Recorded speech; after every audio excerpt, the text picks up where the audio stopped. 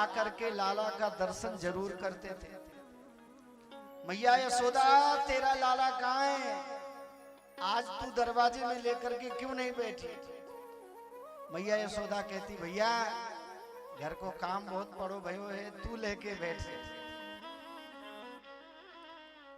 मैया यशोदा के हाथ से एक बार लाला जाता तो इस गोपी से उस गोपी के हाथ में, उस गोपी से उस गोपी के हाथ में। और कन्हैया इसीलिए तो जन्म लेकर के आए हैं, भक्तों को आनंदित करने के लिए। सारे ब्रज में उत्सव मनाया जा रहा था। इधर कंस के द्वारा भेजी हुई राक्षसी जिसका नाम था पूतना ब्रज में पहुंच गई। इतना सुंदर श्रृंगार करके गई, ब्रजवासी पहचान ही नहीं पाए। जैसे ही पूतना ब्रज में प्रवेश करती है, कंसेन प्रहिता घोरा पूतना बाल घातिनी। जैसे ही ब्रज में प्रवेश किया है, सारी गोपियों ने घेर लिया। बहन राम राम, कहां से आई है, तेरा नाम क्या है, बहन कहां जा रही। अच्छा, हमारी माताओं बहनों में एक विशेषता है, पुरुष चाहे बस में मिल जाए, पुरुष चाहे ट्रेन में मिल जाए, एक उधर मुंह घुमा के बैठ जाता है, एक उधर बैठ जाता है। लेकिन माताओं बहनों की विशेषता है, वो जानती हो या ना जानती हो, पहले कभी मिली हो या ना मिली हो, जैसे ही एक स्त्री दूसरे को देखती है आमने सामने बैठ जाएगी और बिना परिचय का परिचय प्रारंभ। बहन कहां से आई है, अच्छा कहां जा रही है, तेरे घर में कौन कौन है। और अंतिम प्रश्न मालूम है क्या पूछा जाता है, बता दे बहन तेरी सास कैसी है। और मालूम है सास माने क्या होता है, जो बहू को सांस न लेने दे। आज जो बहुएं आई होंगी तो सोच रही होंगी आज तो सासू मैया को लाना चाहिए। आज की कथा तो उन्हीं के लिए। एक जगह कथा चल रही थी, व्यास जी ने कहा जिसे स्वर्ग जाना हो हाथ उठा दे, तो सबने हाथ उठा दिया। सासू मैया ने भी हाथ उठाया, उसी के बगल में बहू बैठी थी। तो व्यास जी ने पूछा क्यों बहन जी आपको स्वर्ग नहीं जाना। उस बहू ने कहा महाराज जी हमारी सास है, इन्होंने हाथ उठा दिया है, अब ये ही स्वर्ग चली जाएंगी तो हमारा पूरा घर ही स्वर्ग हो जाएगा।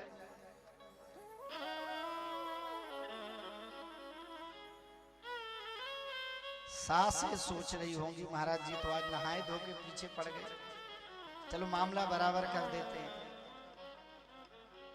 बहू को संस्कृत में मालूम है क्या बोलते हैं, बधू। बहू को संस्कृत में क्या बोलते हैं, बधू।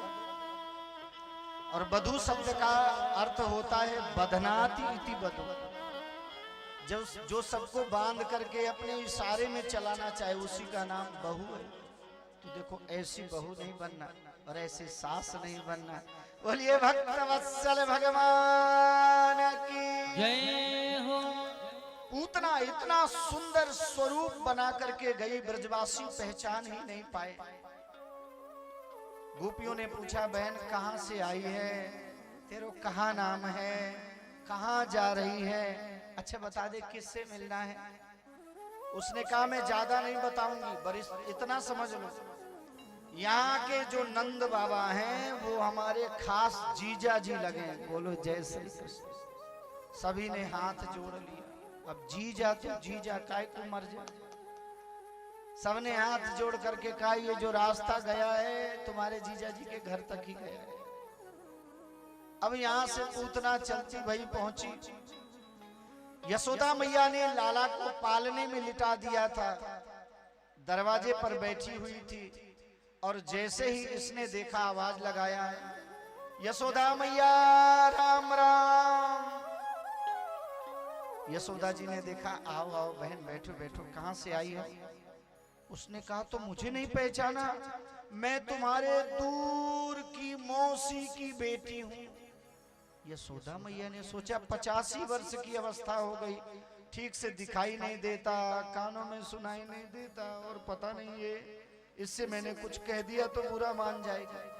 यशोदा मैया ने कहा बहन अच्छा किया जो आ गई, तू आराम से बैठ और देख मेरा लाला सो रहा है, जैसे ही लाला जगे आकर के मुझे बता देना।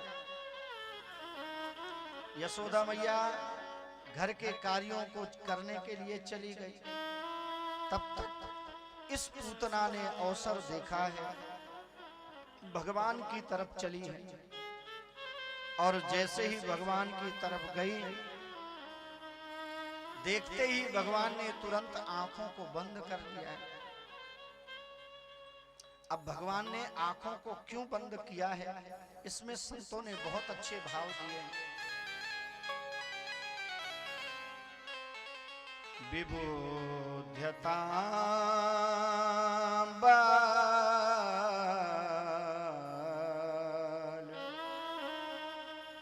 क्या बात, विबुध्यता बालक मारिका ग्रहम चरा चरा सनिमीलते। भगवान ने जैसे ही देखा सामने से पूतना आ रही है, आंखों को बंद कर लिया। अब आंखों को क्यों बंद किया? भगवान का एक नेत्र है सूर्य, भगवान का एक नेत्र है चंद्र। मानो सूर्य और चंद्र ने कहा प्रभु इसे मारेंगे तो कहीं ना कहीं भेजेंगे, जहां इसे भेजना हो भेज देना, पर इस दुष्टा को हमारे धाम नहीं भेजना। इसलिए भगवान ने आंखों को बंद किया। एक भाव हमारे महाराजा श्री का सुन लीजिए। गीता प्रेस से जो भागवत 2 खंडों में हिंदी अनुवाद के सहित आती है, उसका अनुवाद हमारे महाराजा श्री परम पूज्य स्वामी श्री अखंडानंद जी महाराज ने किया है। महाराज जी एक भाव देते हैं, भगवान ने आंखों को क्यों बंद किया? भगवान ने सोचा जो भेष बना करके आए माता का, काम करेगी दुश्मन का और फर्ज निभाएगी पत्नी का, ऐसी दुष्टा का मुंह नहीं देखना चाहिए। इसलिए भगवान ने आंखों को बंद कर लिया है। एक आपके ही मध्य प्रदेश में विद्वान हुए हैं, उनका नाम था हरिसूरी जी महाराज, इसी उज्जैन के रहने वाले। उन्होंने दशम स्कंद के ऊपर, भगवान की लीलाओं के ऊपर बहुत अच्छी उत्प्रेक्षाएं लिखी। उसमें वो एक भाव देते हैं, भगवान आंख क्यों बंद करते हैं? भगवान आंख बंद करके भोले बाबा का विचार करने लगे हैं। हे भोलेनाथ, आए थे ब्रज में माखन मिश्री खाने के लिए, माखन मिश्री मिला नहीं, मौसी जी आ गई जहर पिलाने के लिए। तो हे भोले बाबा, आप आकर के सारा जहर पी लेना, दुग्ध हम पान कर लेंगे। इसलिए भगवान ने आंखों को बंद कर लिया है। विबुध्यता बालक मारिका ग्रहम चरा चरात्मा सनिमीलते क्षणः। अब भगवान ने इधर जैसे ही आंखों को बंद किया, पूतना ने भगवान को उठाया है और जैसे ही कंच की खोल करके दुग्ध पिलाना प्रारंभ किया। भगवान पहले तो दुग्ध पीते रहे, आज भगवान को याद आए वो छोटे छोटे से बच्चे। पूतना लोक बालघ्नी राक्षसी रुधिरासना जिघान सयापि हरे। पूतना छोटे छोटे बच्चों को उठा करके मारती ही नहीं थी, राक्षसी रुधिरासना उनका रुधिर पान करने वाली थी। आज भगवान को वो छोटे छोटे बच्चे याद आए। इस दुष्टा ने बहुत छोटे छोटे बच्चों को मारा है, आज मैं इसे छोड़ूंगा नहीं। पहले भगवान दुग्ध पान करते रहे, उसी के साथ में उसके प्राणों का कर्षण प्रारंभ कर देते हैं। अब इसे थोड़ी देर में लगा मेरे प्राण निकलने वाले हैं। सा मुंच मुंचाल मिति प्रभाषणी बार बार कह रही है कन्हैया छोड़ दे, कन्हैया छोड़ दे, कन्हैया छोड़ दे। कन्हैया ने कहा मौसी जी हमारी एक आदत बहुत खराब है, एक तो जल्दी से हम किसी को पकड़े ना आए, और जिसे एक बार पकड़े तो बिना उद्धार किए हुए छोड़े ना आए। बेचारी हाथ पर पटक रही थी, पैर पटक रही थी। हमारे एक ब्रजवासी बड़ा अच्छा भाव देते हैं, भगवान ने विचार किया यहाँ गिरेगी ब्रजवासियों के सारे घर नष्ट हो जाएंगे। भगवान ने देखा एक कंस का बहुत बड़ा बगीचा वृंदावन से लगा हुआ, उसी गोकुल से लगा हुआ था। भगवान ने सोचा इसके बगीचे को भी ठिकाने लगाएंगे। भगवान वहां तक प्राणों को नहीं कर्षित करते, और जैसे ही बगीचे में पहुंची प्राणों का कर्षण किया है, धड़ाम से गिरी और महाराज 18 किलोमीटर के जितने भी पेड़ पौधे थे सब चकनाचूर हो गए। मैं अपनी तरफ से नहीं कह रहा हूं, त्रिगभ्यूति त्यंतरत द्रुमान, 3 गभ्यूति के जितने भी पेड़ पौधे थे सब चकनाचूर हो गए। एक गभ्यूति में 2 कोस होता है, तो 3 गभ्यूति में कितने कोस हुए, और उनके किलोमीटर बनाए लो। बोलो जय श्री कृष्ण। इधर मैया यशोदा ने देखा कन्हैया पालने में नहीं है तो कहां गया। मैया यशोदा ने खोजना प्रारंभ किया है।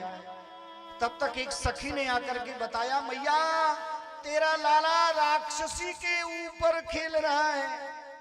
मैया यशोदा यहां से दौड़ी है, कन्हैया कहाँ हो, कन्हैया कहाँ हो। और धन्य है यशोदा मैया, अवस्था इतनी बड़ी 80 वर्ष की अवस्था पर, जैसे ही मां ने देखा मेरा लाल राक्षसी के ऊपर है, यशोदा मैया दौड़ करके उसके ऊपर चढ़ जाती है और उसको उठा करके हृदय से लगा लेती है।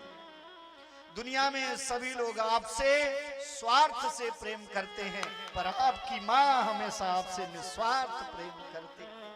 हृदय से लगा लिया। गोपियां